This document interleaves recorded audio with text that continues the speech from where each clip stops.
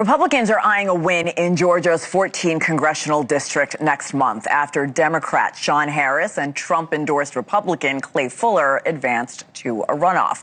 Both candidates are looking to fill former Republican Congresswoman Marjorie Taylor Greene's seat after she resigned from Congress in January following a falling out with President Trump.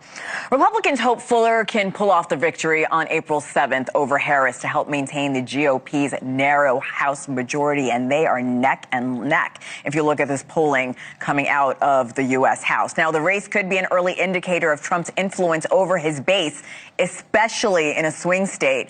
With us now is a candidate looking to flip Georgia's 14th district and retired Brigadier General Democrat candidate Shawn Harris. Mr. Harris, welcome to the show. Hey, it's good to see you again. It's good to see you again.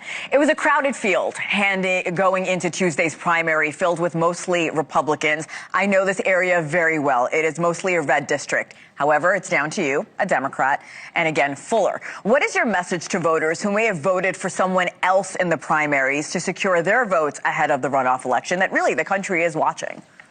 Yeah, what I've been saying to everybody is this. This is about all of us here in Northwest Georgia.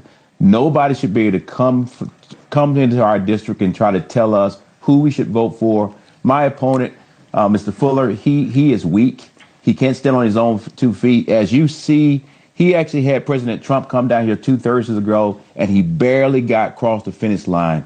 We were fully expecting, if not to run against him, to run against Moore. And it is very clear that the Republicans are saying, I don't want this guy. Republicans are voting for me. And here in a few weeks, you're going to see that we're going to shock the world and a Democrat is going to win this thing. But this Democrat is a moderate, and I'm going to make sure I represent everybody in this district.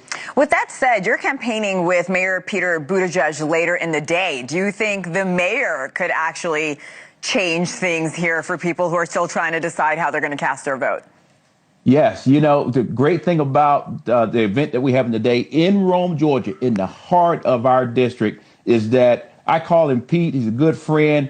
Pete actually called me. I didn't call Pete. He called me and said, Shawn, I see what you're doing down there. I love the way you're fighting and you're doing it differently. And I believe, which Pete said to me, he believes that more Democrats need to get involved in these ruby red states or ruby red districts. If you got the right person, you can win it. So we're excited that Pete's coming. We got more than 1,000 people coming out to see him today. And I'm just going to be honored to be in the same room, on the same stage, and talking to everybody across the board. But our focus today is to talk to the 40,000 veterans that's here inside of our district. Yeah, and thank you for your service and, of course, the veterans that you're going to talk to later on today.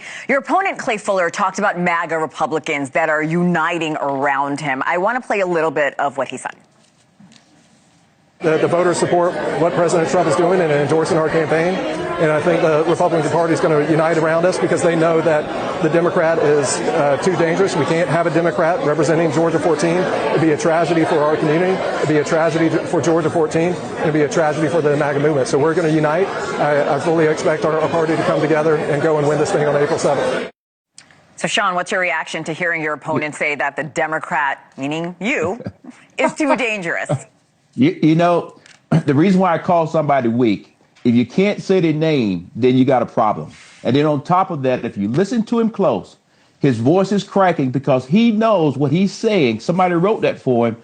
They are not coming around him because guess what? We still got a factor that's out there, and that's Marjorie Taylor Greene. She's not in this race, but Marjorie Taylor Greene still carries a lot of weight inside of this district, and still to this day, Marjorie Taylor Greene has not said she's endorsing him. I'm not expecting her to endorse me, but somebody's going to stay at home. And I fully believe that Marjorie Taylor Greene's part of this district and Moore's part of this district are not going to come out and vote because they're saying this is not the right guy, because when he gets to D.C., he will fold every time. Shawn, I'm curious, as you talk to voters, again, this is a crucial district when we talk about runoff elections and, of course, going into the midterms. What do they say are their biggest issues facing the community? How are you going to address those issues if you win the seat?